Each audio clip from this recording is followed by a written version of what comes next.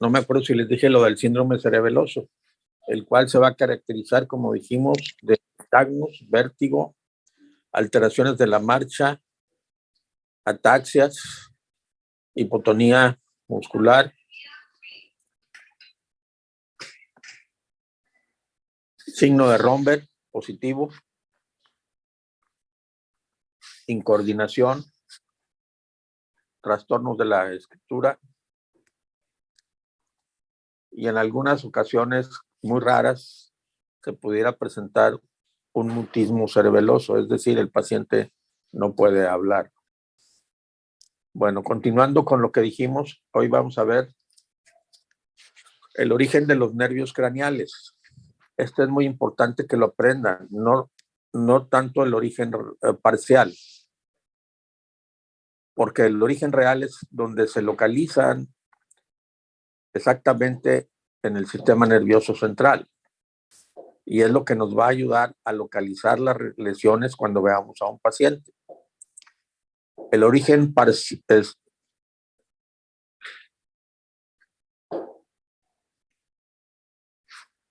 es cuando abandonan, o la parte en donde abandonan los nervios, lo que es el sistema nervioso central. Es el origen aparente. Este no nos sirve de nada para una localización en cuanto a las lesiones.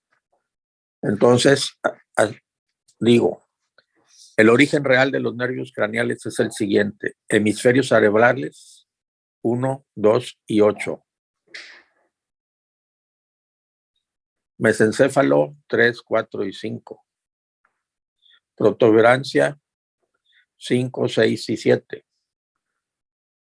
Médula oblongada 5, 9, 10, 11 y 12. Y aquí, si recuerdan, pues cuando hablábamos de los síndromes del mesencéfalo, decíamos que había una afección del tercero, del cuarto, puede haber del quinto y se acompañaba de una hemiparesia o hemiplegia contralateral. ¿Sí? Entonces me está diciendo la localización de la lesión del paciente. Al igual que cuando veíamos lo del síndrome protuberancial, donde dijimos que puede haber afección del 5, del 6, del 7 y una hemiplegia contralateral. Y así mismo sería en la médula oblongada, ¿verdad? Donde tenemos la hemiplegia o la hemiparesia contralateral acompañada de la afección de los nervios craneales bajos, que es 9, 10, 11 y 12. Por otro lado, es muy importante que ustedes sepan cuáles son los nervios motores, cuáles son los nervios sensitivos y cuáles son los nervios mixtos. Una forma sencilla para que no se les olvide: los nervios motores son los que movilizan los ojos, la lengua y el cuello. Entonces, tenemos 3, 4, 6, 9 y 11. Repito, los nervios motores son los que mueven los ojos, 3, 4 y 6, la lengua, el 9, y el cuello, el 11. Los nervios sensitivos son de los órganos de los sentidos, que es el 1, olfatorio, 2, el óptico, y el octavo, que es el auditivo.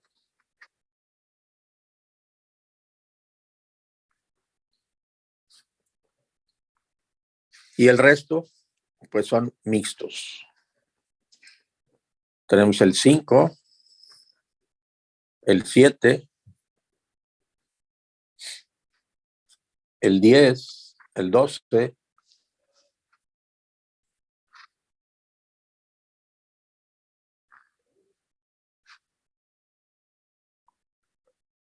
ahora,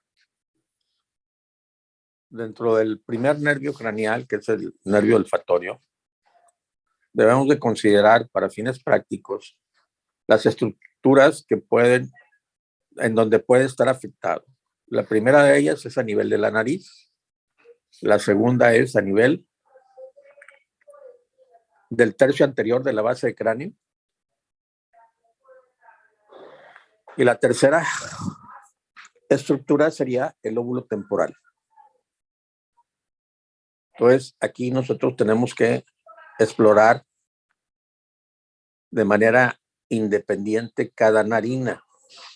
Para ello, le vamos a poner un antifaz al paciente, le vamos a pedir que cierre los ojos y le vamos a decir que se ocluya una narina.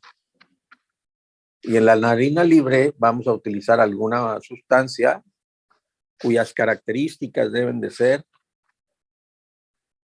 no irritante y no volátil. Dentro de las sustancias más comúnmente utilizadas tenemos el tabaco, el café y la vainilla. Obviamente, el café es el que tenemos generalmente en consultorio. ¿Qué es lo que le vamos a estudiar a este primer nervio craneal? Primero, la identificación de los olores que sean acorde con la sustancia que estamos utilizando. En caso de que el paciente no pueda identificar adecuadamente la sustancia que provoca ese olor, se le llama parosmia. Y dentro de las parosmias, la más común del mundo es la cacosmia, que es cuando el paciente huele a excremento o a huevo podrido. Otra de las cosas que vamos a estudiar es la intensidad de la olfacción, donde podemos tener hipersomnia, que es aquel paciente que huele mucho. El ejemplo son las personas que trabajan en la industria de la perfumería o de los vinos. La eunosmia, que es donde estamos la gran mayoría de las personas, la olfacción normal. Después tenemos la hiposmia, que es la disminución de la intensidad de la olfacción. Y la causa más común es el tabaquismo. Y por último, tenemos la pérdida total de la olfacción, que se denomina anosmia. Entonces, tomando en cuenta lo que les acabo de comentar, pues nosotros tenemos que estudiar, como les decía, de manera independiente cada una de las narinas y determinar qué alteración patológica o no tiene el paciente. Y después, pues vamos a considerar las tres estructuras que les había comentado. A nivel de la nariz, una obstrucción por un cuerpo extraño, una fractura nasal, un tumor nasal, un absceso nasal, ¿sí? Y obviamente, como habíamos dicho, el tabaquismo. Podemos tener sinusitis, rinitis. Podemos tener alteraciones también por el uso de drogas. Ya sabemos que el uso de la cocaína produce una perforación del tabique y puede destruir los cornetes. Una fractura de la lámina cribosa del etmoides, del esfenoides, también puede lesionar las terminaciones nerviosas libres y causarnos problemas. A nivel del piso anterior de la base del cráneo, pues puede haber una afección por la presencia de un meningioma del surco olfatorio, que es un meningioma que va a crecer precisamente a expensas del nervio olfatorio. También podemos tener lesiones del nervio olfatorio debido a fracturas del piso anterior de la base del cráneo, en donde se llegan a seccionar los nervios olfatorios y el paciente puede tener parosmias o puede tener anosmia. Y por último, tenemos el lóbulo temporal, que es el origen central del olfato, que puede estar alterado por traumatismos craneoencefálicos, por infartos, por hemorragias, por tumores, por quistes, por abscesos. Y también puede verse afectada en forma transitoria durante cierto tipo de crisis convulsivas, que ya veremos en su momento, son las crisis uncinadas del lóbulo temporal. ¿Alguna duda hasta aquí? ¿Alguna pregunta? No, doctor, todo bien. Ok, bueno, siguiendo con el segundo nervio craneal, que es el óptico, aquí deben de saber, obviamente, lo que es la vía visual. Ya sabemos que las lesiones del globo ocular y del nervio óptico me van a provocar amaurosis, es decir, pérdida de la visión de un lado. Las lesiones que afectan el quiasma óptico me van a producir lo que se conoce como una hemianopsia bitemporal.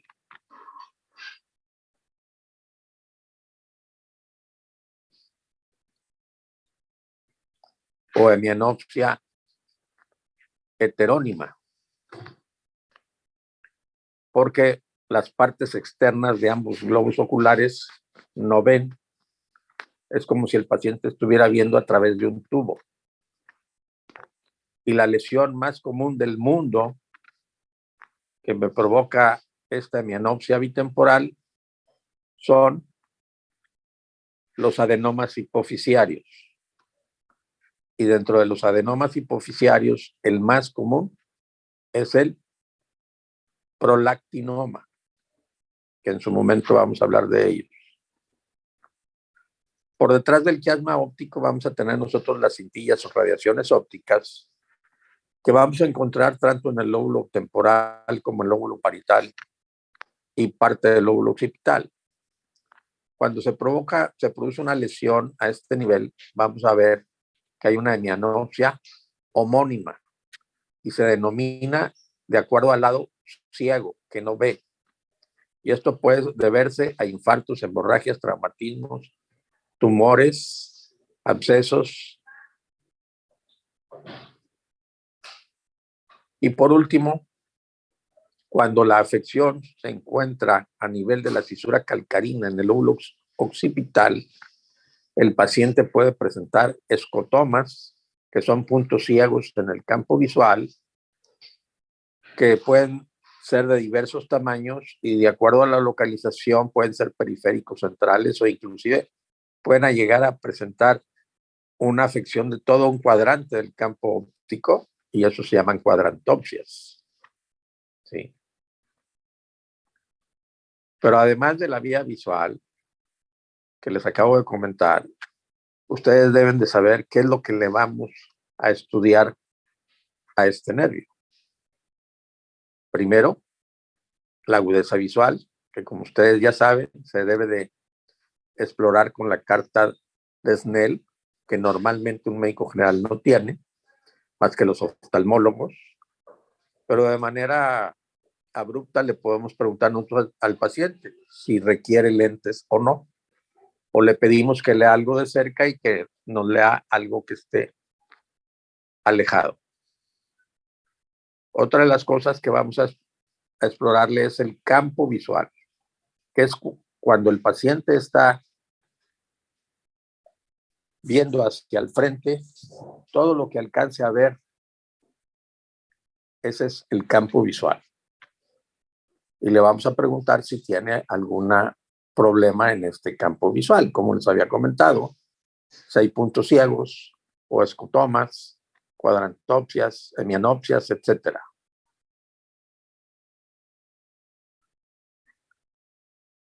También le vamos a estudiar la fundoscopía. Y para ello necesitamos utilizar un oftalmoscopio. Y aquí en la fundoscopía lo que vamos a estudiar nosotros es la papila óptica. Esta papila normalmente se encuentra localizada en el cuadrante superior interno o nasal. Esta papila es de color ovalado, es de color amarillo paja, tiene bordes bien definidos, tiene una excavación fisiológica de donde emerge la arteria y la vena centrales de la retina. Entonces, necesitamos saber cuáles son las alteraciones de la papila para poder determinar cuál pudiera ser la etiología de la afección de la papila óptica. Y en primer lugar tenemos la papilitis o neuritis óptica, la que no pone en peligro la vida, cuya etiología puede ser una infección viral o una alteración degenerativa de la mielina, y que se caracteriza porque en forma súbita y sin causa aparente, el paciente tiene dolor ocular y disminución de la agudeza visual de manera importante en 24 horas. Y esta afección en 48 horas puede afectar el lado contrario. Entonces nosotros tenemos que hacer el diagnóstico inmediatamente para poderle dar el tratamiento adecuado, si no el paciente no va a recuperar la visión. Obviamente no pone en peligro la vida tampoco. Después tenemos nosotros el papiledema o edema de papila. Este generalmente se presenta en forma bilateral. Se debe a un aumento de la presión intracraneal, es decir, a una hipertensión intracraneal. Por lo tanto, sí puede poner en peligro la vida y generalmente se va a deber a tumores, hemorragias, hidrocefalias, infartos, infecciones, etc. Hay otros casos en donde la hipertensión intracraneal se hace crónica y el paciente va a tener una atrofia óptica. Perdón, antes de hablar de la atrofia óptica, las características del edema de papila o papiledema son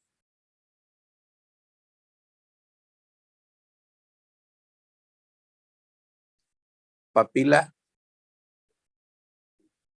oval de bordes perdidos de color amarillo paja, pérdida de la excavación fisiológica y pérdida de la emergencia de la arteria y venas centrales de la retina. Las características de la papila óptica en la papilitis es que es una papila ovalada de bordes bien definidos, de color rosado, con persistencia de la excavación fisiológica y persistencia de la emergencia de la arteria y venas centrales de la retina. Ahora, volviendo con la atrofia óptica que les decía que se presenta en los casos de hipertensión intracraneal crónica, vamos a ver que la papila ya no es ovalada, aquí se hace circular y se asemeja a un mejoral porque es blanco nacarado, perdió la excavación fisiológica y perdió la emergencia de la arteria y venas centrales de la retina. ¿Alguna duda hasta aquí? ¿Alguna pregunta? No, doctor. Ok, hasta aquí le dejamos hoy. Nos vemos el lunes. Tengan buen fin de semana. Igualmente, doctor. Muchas gracias, doctor.